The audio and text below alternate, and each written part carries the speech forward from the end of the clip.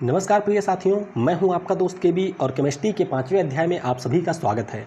इस वीडियो में आज हम लोग केमिस्ट्री की कुछ बहुत ही बेसिक चीज़ों को डिस्कस करेंगे। और कई बार क्या होता है कि आपको इन बेसिक चीज़ों के बारे में पता नहीं होता है, इसीलिए आप लोग परीक्षा में प्रश्नों को गलत कर देते हैं। तो आप कह सकते हैं कि यह केमिस्ट्री की एक प्रकार से नींव है और इस समय हम लोग फाउंडेशन को ही मजबूत कर रहे हैं। तो आज की वीडियो में हम तत्व, मिश्रण और यौगिक के बारे में डिस्कस करेंगे। वीडियो अगर आपको पसंद आता है तो वीडियो को लाइक करें। वीडियो अगर आपको नहीं पसंद आता है तो डिसलाइक करके हमें ज़रूर बताएं। और सबसे ज़रूरी कि अगर आपको कहीं पर भी कोई इसी प्रकार का डाउट है तो आप लोग कमेंट सेक्शन में पूछ सकते हैं।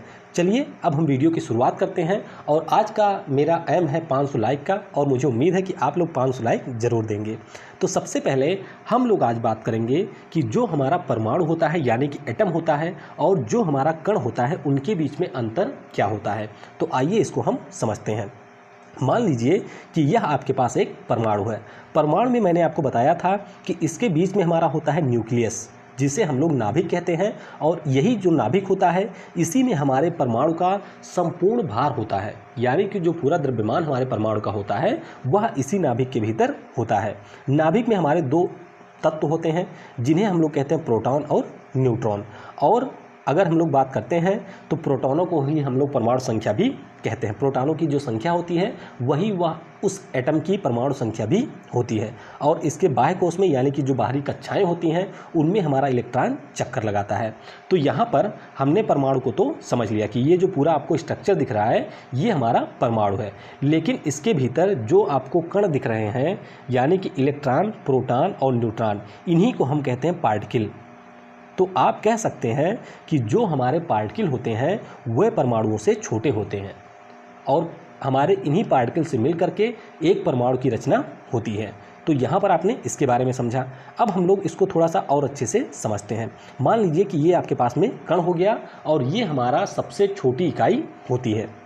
उसके बाद में इन्हीं कणों से मिल करके बनता है परमाणु। किससे? कणों से मिलकर के बनता है हमारा परमाणु।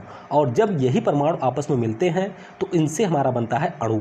एक ही प्रकार के परमाणुओं से मिलकर के जो हमारा बनता है उसे हम लोग कहते हैं अणु। और अगर हम लोग बात करें यौगिक की तो यौगिक भी हमारे मुख्य रूप से परमाणुओं से ही मिलकर के बनते हैं। लेकिन यहाँ पर आपको ध्यान रखना है कि जो हमारा अणु होता है और जो हमारा यौगिक होता है इनके बीच में डिफरेंस होता है। आइए इसको हम समझते हैं। कण का एग्जाम्पल आपके सामने है न्यूट्रॉन, प्रोटॉन, ये आपके हो गए। इलेक्ट्रॉन हो गया। अगर हम लोग परमाणु की बात करें तो जितने भी आपके एटम हैं, चाहे हम बात करें सोडियम की बात करें, ऑक्सीजन की बात करें, हाइड्रोजन की बात करें, तो ये सारे आपके परमाणु हो गए। अगर हम लोग अणुओं की बात करते हैं तो मैंने आपको क्या बताया कि एक ही प्रकार के परमाणुओं से मिलकर बने अणु होते हैं। तो जैसे हमारा 2 ऑक्सीजन मिले तो क्या बना? O2 मिला। 2 हाइड्रोजन मिले तो क्या हुआ? H2 हुआ। 2 नाइट्रोजन मिले तो हमारा क्या हुआ? N2 हुआ। तो ये सारे हमारे हो गए अणु। लेकिन अगर हम यौगिक की बात करते हैं तो यौगिक में अलग अलग प्रकार के परमाणु मिलकर के बनाते हैं। जैसे हम बात करते हैं अमोनिया तो क्या हो गया? NH3। अगर हम लोग जल की बात करें तो इसमें एक आपका हाइड्रोजन है, इसके 2 हाइड्रोजन है और एक हमारा क्या है? ऑक्सीजन है। तो मुख्य रूप से अणु जो हमारे होते हैं यानी कि मॉलिक्यूल्स होते हैं ये हमारे एक ही प्रकार के परमाणुओं से मिलकर के बनते हैं। लेकिन जो हमारे यौगिक होते हैं ये अलग अलग प्रकार के परमाणुओं से मिलकर के इनका निर्माण होता है। तो आई होप आपको कण, परमाणु, अणु और यौगिक इनके बीच में क्या अंतर होता है यह यहाँ पर अच्छे से समझ में आया होगा। अब हम लोग आगे चलते हैं और बात करते हैं तत्वों के बारे में। तो तत्व मुख्य रूप से उन शुद्ध पदार्थों को हम कहते हैं जो केवल एक ही परमाणुओं से बने होते हैं। और सभी रासायनिक पदार्थ जो भी हमारे होते हैं ये हमारे बने होते हैं तत्वों से मिलकर ही। इसका उदाहरण क्या है? यही जो आपका H2 हो गया, जो आपका H2O हो गया, या हम बात करें O2 की तो ये सारे हमारे आते हैं किसमें? तत्व की श्रेणी में। अब हम लोग बात करेंगे उदाहरण में। जैसे हमारा O2 हो गया, ऑक्सीजन के 2 मिले, यहाँ पर नाइट्रोजन हो गया, तो ये सारे हमारे हो गए तत्व। यानी कि मुख्य रूप से हमारे जो परमाणुओं से मिलकर के बने होते हैं उन एलिमेंट्स को ही हम तत्व कहते हैं, उन ही पदार्थों को हम तत्व कहते हैं। पदार्थ की अगर हम लोग बात करते हैं तो हर वस्तु किसी चीज़ से मिलकर के बनी होती है जिसे हम पदार्थ कहते हैं। यह हमने पिछले वीडियो में भी डिस्कस किया था। अब हम लोग इस पदार्थ को क्लासीफाई करेंगे यानी कि इसका वर्गीकरण करेंगे। तो आइए इसका वर्गीकरण करते हैं। पदार्थ को हम लोग 2 भागों में तोड़ सकते हैं। एक हमारा हो गया प्योर मैटर या प्योर सब्सटेंस जो कि केवल एक ही चीज़ से मिलकर के बनता है। जैसे हमारा हो गया O2 हो गया, H2O हो गया, NaH3 हो गया, NaCl हो गया, तो ये सारे हमारे एक ही चीज़ से मिल करके बने हुए हैं, यानी कि ये पूरी तरीके से प्योर है। और इनमें एक निश्चित कंपोजिशन सभी का होता है, जैसे 2 हाइड्रोजन मिलेगा, 1 ऑक्सीजन मिलेगा, तभी जल बनेगा। लेकिन अगर मान लीजिए 2 हाइड्रोजन मिल गया, 2 ऑक्सीजन मिल गया, तो ये क्या बन जाएगा, हाइड्रोजन पराक्साइड। तो इस प्रकार से फिक्स अमाउंट में ये मिल करके बनते हैं। इसी प्रकार से जो हमारा इम्प्योर होता है, अशुद्ध पदार्थ होता है, वह एक से ज़्यादा चीज़ों से मिल करके बनता है, और इसी इम्प्योर पदार्थ को हम लोग मिश्रण की श्रेणी में या मिक्सचर की श्रेणी में रखते हैं। आइए अब इसको हम आगे भी क्लासिफाई करते हैं। शुद्ध पदार्थों को हम 2 भागों में बांट सकते हैं। तो एक तो हमारा हो गया तत्व हो गए जिसका रासायनिक विघटन संभव नहीं है, यानी कि अगर आपको O2 दे दिया जाए और आपसे कहा जाए कि इसको अलग करिए, तो आप इसको अलग नहीं कर सकते हैं। O2 आपको 2 ऑक्सीजन में इसको विभक्त नहीं कर सकते हैं। उसी प्रकार से शुद्ध पदार्थों में ये हमारा O2 हो गया, यहाँ पर आपने एग्जाम्पल देखा। इसके बाद में अगर हम यौगिक की बात करते हैं, तो जो हमारे यौगिक होते हैं ये मुख्य रूप से रासायनिक तत्वों से ही मिलकर बने होते हैं, और इनका जो हमारा संगठन है इसको अलग किया जा सकता है। तो ये हमारे हो गए यौगिक। अगर हम लोग इसका एग्जाम्पल बात करें तो हमारा क्या हो गया, NaCl। क्या हो गया हमारा, NaCl। यहाँ पर आप अलग कर सकते हैं, हालांकि अलग होने के बाद में उस पार्टिकुलर पदार्थ का जो एग्जिस्टेंस है वह समाप्त हो जाएगा। तो ये हमने समझा। अब हम लोग मिश्रण में आते हैं। तो मिश्रण की बात करें तो इसे हम लोग 2 भागों में बांट सकते हैं। एक हमारा होता है सामांगी, जिसमें पूर्णतया मिश्रित हो जाते हैं चीज़ें, और दूसरा हमारा होता है बिस्मांगी। क्या होता है, बिस्मांगी, जिसमें चीज़ें पूर्णतया मिश्रित नहीं होती हैं। डिटेल में अभी हम लोग इसको समझेंगे कि समांगी मिश्रण क्या होता है और बिस्मांगी मिश्रण क्या होता है। लेकिन उससे पहले मैं आपको इस चीज़ को और अच्छे से क्लियर बताना चाहूँगा। मान लीजिए ये पदार्थ हो गया। अब आपसे सवाल पूछा जाता है, आपके पास में मान लीजिए एक पदार्थ है, तो आपसे सवाल पूछा जा सकता है कि क्या यह जो पदार्थ है इसके जो रासायनिक संगठन है वह अलग हो सकते हैं।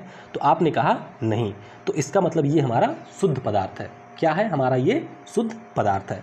अगर आपने कहा कि हाँ इससे जो इसके रासायनिक संगठक है वे अलग हो सकते हैं, तो इसका मतलब क्या हुआ कि ये हमारा मिश्रण है या ये हमारा इम्प्योर है। अब यहाँ पर देखिए, मैंने तत्व और यौगिक में आपको बताया था कि रासायनिक जो संगठन होता है वह अलग नहीं होता है। तो यहाँ पर नहीं अगर आपने कहा तो इसका मतलब वह हमारा एक प्योर सब्सटेंस है, यानी कि एक हमारा शुद्ध पदार्थ है। और अगर वो इम्प्योर हो गया तो उसे हम लोग मिश्रण कहेंगे। अब शुद्ध पदार्थ आपके पास है, आपसे पास पूछा गया कि क्या यह रासायनिक रूप से विघटित हो सकती है, आपने कहा नहीं।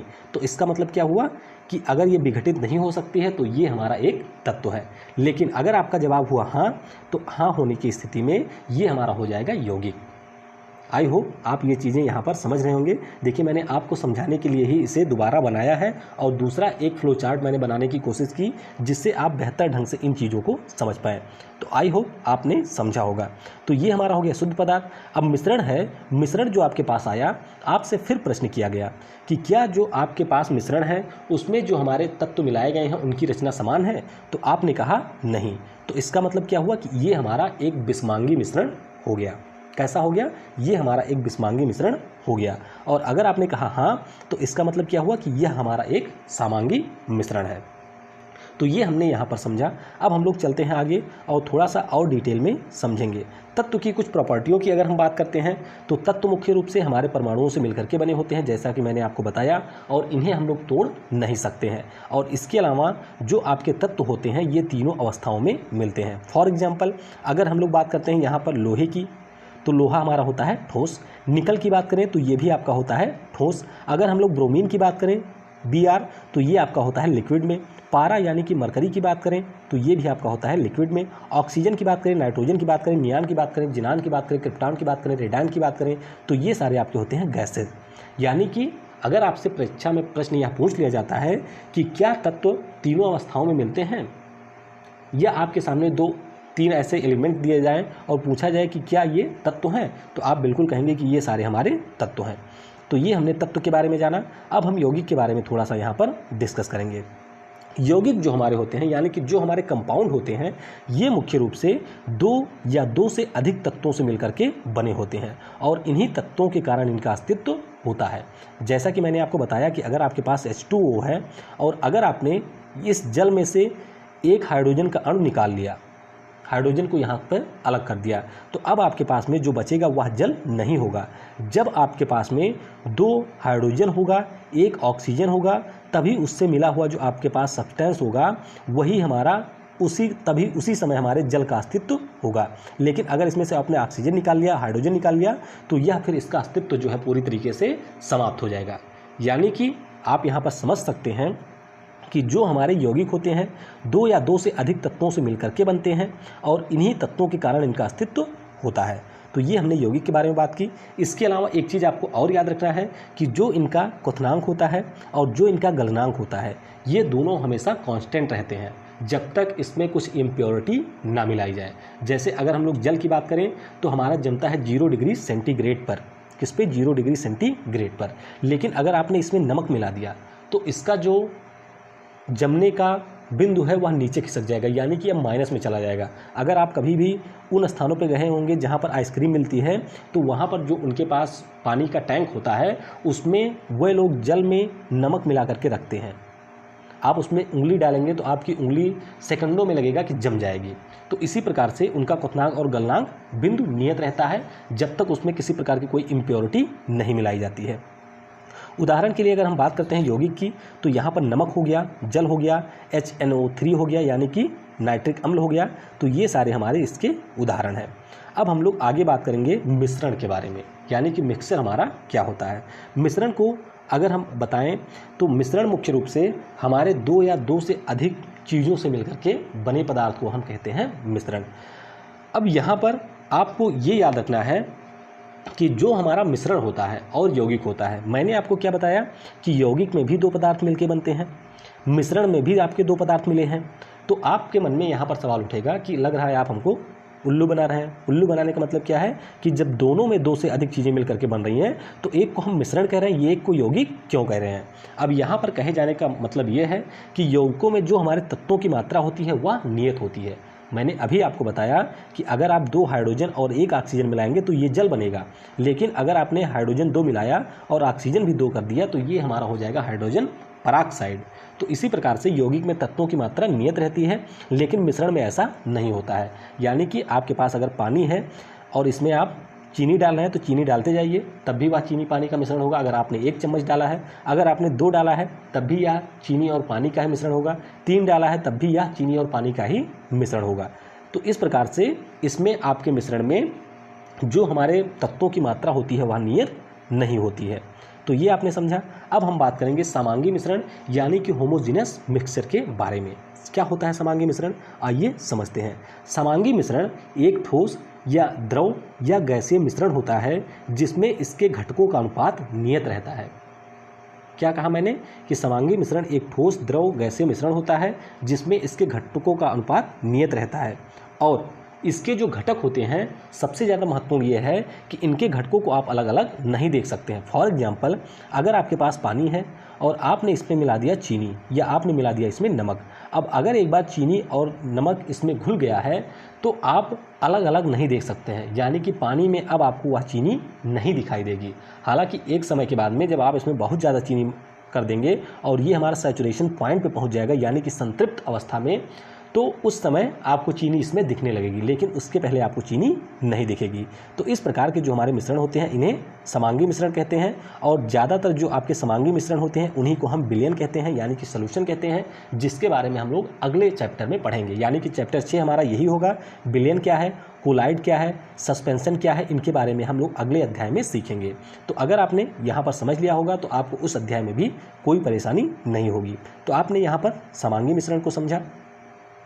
अब हम आगे चलते हैं और बात करेंगे विषमांगी मिश्रण के बारे में यानी कि हेट्रोजीनस।